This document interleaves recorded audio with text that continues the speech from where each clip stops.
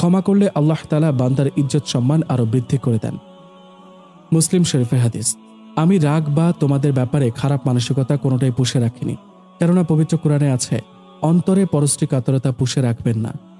সাথে সাথে তিতুমির আমাকে জড়িয়ে ধরে বলল, আমি আজকে প্রথম কারো জন্য চোখের পানি ঝরাচ্ছি। আসলেই ও কাঁদছিল।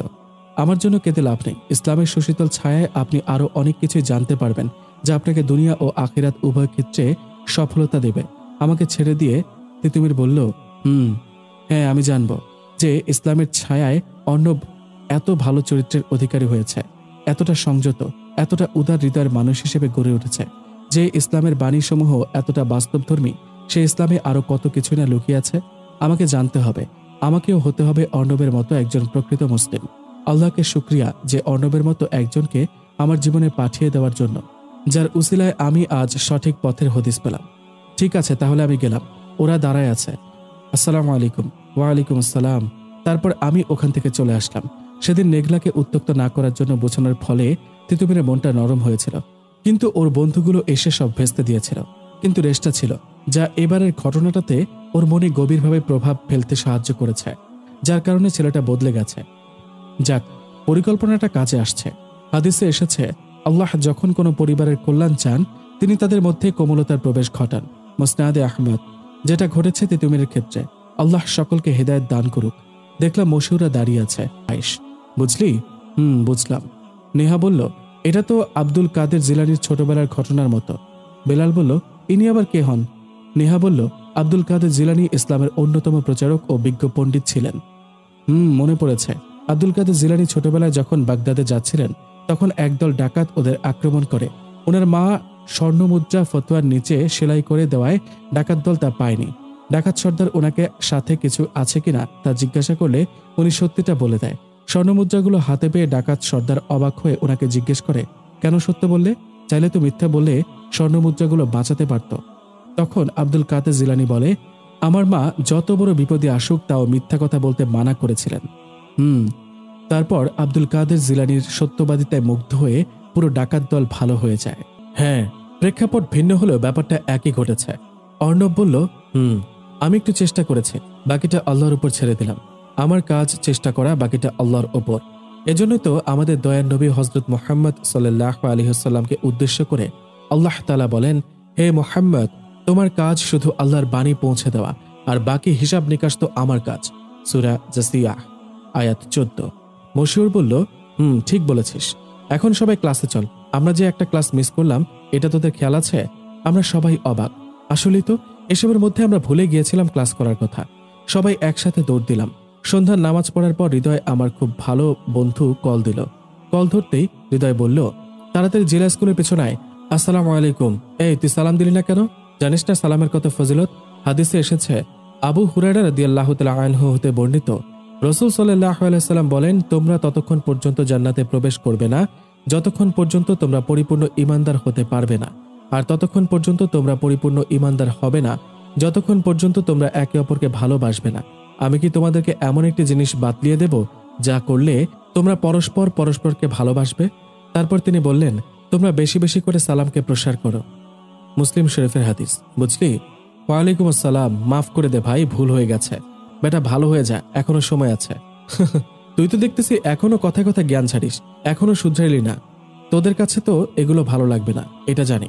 তোরা এক কান দিয়ে শুনে অন্য কান দিয়ে বের করে দিস, তাও যদি আল্লাহ তোদের হেদায়েত দেয়। আচ্ছা, কথা বলিস না, জলদি আয়। কি জন্য এটা জানতে চাওয়ার আগেই কলটা কেটে দিল। আজকে নাজিম তানহার কাছে পড়তে যায়নি, এজন্য খারাপ লাগছিল, আর নাজিমের প্রতি মেজাজটা গরম হচ্ছিল। তানহা তো বোধহয় আমাকে একা ঢুকতেই দিবে না। এগুলো ভাবতে ভাবতে জেলা স্কুলের দিকে যাচ্ছি। জেলা স্কুলের পিছনে যেয়ে আমি অবাক, আমার পুরনো বন্ধুরা আড্ডা দিচ্ছে, আর সেদিন যারা কলেজে আমাকে মারার জন্য তিতুমিরের সাথে ছিল, সবাই মাথা নিচু করে দাঁড়িয়ে আছে।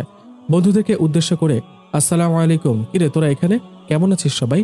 জুবায়ের বলল, ওয়ালাইকুম আসসালাম। কিরে, তোর তো কোনো খবরই পাওয়া যায় না, আমাদেরকে তো ভুলেই গিয়েছিস। পাগল হইছিস? তোদেরকে ভোলা যায়? তোরাই তো ব্যস্ত মানুষ, এক একজন বউ, ব্যবসা, চাকরি, কাজ নিয়ে ব্যস্ত থাকিস, আর আমাকে বলতেছিস আমি ব্যস্ত? সবাই হেসে উঠল। তারপর সবার খোঁজ খবর ভালো মন্দ জিজ্ঞাসা করার পর অর্ণব বলল, এদেরকে কেন ধরে আনছিস? প্রবাল বলল, এরা নাকি তোকে মারার চেষ্টা করেছিল, থাপ্পড়ও নাকি মেরেছে। তোরা কিভাবে জানলি? আমাদের শহরে তোকে মারবে আর আমরা খবর পাবো না? আমরা তো শুনে মাথা খারাপ হয়ে গেছিল। এখন পর্যন্ত এদের কিছুই করিনি, এটাই যে ওদের কপাল, তোর জন্য অপেক্ষা করছিলাম। তিতুমিরা কলেজের বড় ভাই হতে পারে, কিন্তু জুবায়ের আর প্রবালরা আমাদের এই শহরের বড় ভাই, রাজনীতির সাথে জড়িত বলে ক্ষমতাও অনেক।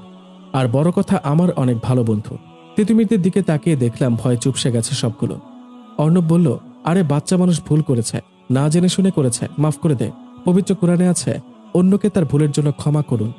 অন্য এক আয়াতে আছে, আল্লাহ তাআলা বলেন, আমি আসমান ও জমিনকে এবং এ দুটির মধ্যে যা কিছু আছে সবকিছুরই হক ছাড়া আর কোনো ভিত্তিতে সৃষ্টি করিনি, ফয়সালার সময় অবশ্যই আসবে। তাই হে নবী, আপনি তাদের ভদ্রভাবে মাফ করে দিন। সূরা আল হিজর আয়াত 85। তাই যেতে দে ওদেরকে। কাউসার বলল, না, তুই এখনো বদলাইলি না। আর নিজে যে 2 মাস আগে এদের মারছিলি, ওইটা কি ছিল? ওই খবরও পাইছিলি? আরে ওইটা তো এরা একটা ভালো ছেলেকে র‍্যাগ দিচ্ছিল। অন্য এক হাদিসে এসেছে, হযরত আয়েশা রাদিয়াল্লাহু তাআলা আনহা নবীজি সাল্লাল্লাহু আলাইহি সাল্লামের ক্ষমাগুণের বর্ণনা দিতে গিয়ে বললেন, তিনি কখনো নিজের ব্যাপারে কারো থেকে প্রতিশোধ গ্রহণ করেনি, তবে আল্লাহর দ্বীন ও তার বিধিবিধানের অবমাননা করা হলে তিনি সেক্ষেত্রে ব্যবস্থা গ্রহণ করতেন। সহিহুল বুখারী। তাও তো আমি বোঝানোর জন্য গিয়েছিলাম, ওরাই মারপিট শুরু করেছিল। এই বিষয়ে পবিত্র কোরআনে আছে, কেবল তাদের সাথে লড়াই করুন যারা আপনার সাথে লড়াই করে। বুঝলি? আমি তো এদেরকে তখনই শিক্ষা দিতে চেয়েছিলাম, তুই নিজেই মিটমাট করে নিয়েছিলি বলে আমি আর গুরুত্ব দেইনি। এই তোরা যা। আর হ্যাঁ, পরের বার যদি এরকম হয় তাহলে তো বুঝতেই পারছিস, হাড্ডি একটাও আসতে থাকবে না। সুজা বলল, ভাই আমরা একদম জানতাম না অর্ণব ভাইয়া আপনাদের বন্ধু। যদি একবার বলতো তাহলে আমরা ওনার সামনেও আসতাম না। এরকমটা আর কোনোদিনও ভুল হবে না। এদের মুখে ভাইয়া কথাটা শুনে আমার হাসি পাইল। বললাম, এরপর থেকে কাউকে র‍্যাগ দিবি না, আর তোরা থাকতে কলেজ ক্যাম্পাসে কোনো মেয়ে যেন উত্ত্যক্ত না হয়, এটা কথা দে। আর আজকে থেকে ভালো হয়ে যাবি, তোদের ব্যাপারে কোনো ধরনের নালিশ বা খারাপ কিছু যেন না শুনি। জি ভাই, কথা দিলাম। আর আজকে থেকে 5 ওয়াক্ত নামাজ পড়বো ইনশাল্লাহ।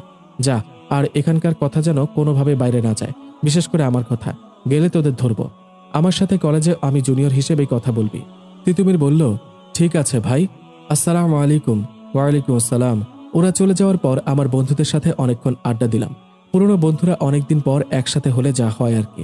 কথায় কথায় তানহার কথা উঠল। আজম আবাসে ভাড়া থাকে, তোদের ভাবিকে একটু দেখে শুনে রাখিস, মানে লক্ষ্য রাখিস। একাই থাকে তো, কেউ যেন উত্ত্যক্ত না করে। প্রবাল বলল, বলেছিস মানে হয়ে গেছে। ভাবি আজকে থেকে ওই বাড়িতে নিরাপদ, তবে আজকে ট্রিট দিতে হবে।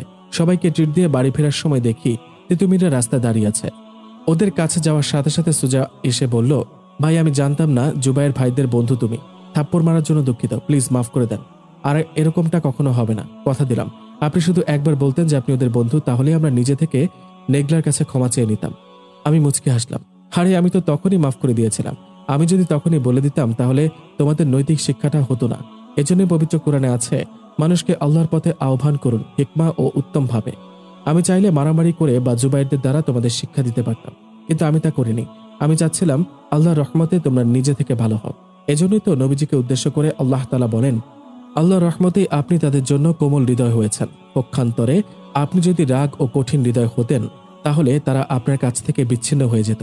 কাজেই আপনি তাদের ক্ষমা করে দিন এবং তাদের জন্য মাগফিরাত কামনা করুন এবং কাজে কর্মে তাদের পরামর্শ করুন। অতঃপর যখন কোনো কাজের সিদ্ধান্ত গ্রহণ করে ফেলেন তখন আল্লাহ তাআলার উপর ভরসা করুন। আল্লাহ তাওয়াক্কুলকারীদেরকে ভালোবাসেন। সূরা আল ইমরান আয়াত 159। আল্লাহর উপর ভরসা করে ওনার উপর বাকিটা ছেড়ে দিলাম। দেখো আজকে তোমরা আল্লাহর রহমতে কতটা হেদায়েত প্রাপ্ত, বুঝলা? বুঝছি। একটা জিনিস খটকা লাগতেছে, আপনার সাথে জুবায়ের ভাইদের বন্ধুত্ব কিভাবে? নাকি আমি যেটা ভাবতেছি সেটা ঠিক? আমি মুচকি হাসলাম। তিতুমিরকে বলছি যে একদিন অনেক গল্প করব, তোমরাও এসো। সেদিন অনেক কিছুই বলবো যা শুনে অবাক হয়ে যাবা।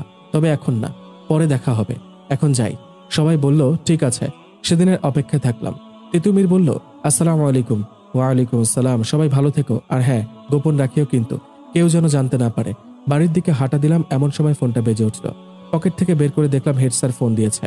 ম্যাডাম চলে যাওয়ার জন্য গালি দিবে নাকি আবার? ভয়ে ভয়ে ফোনটা রিসিভ করলাম। আসসালামু আলাইকুম স্যার।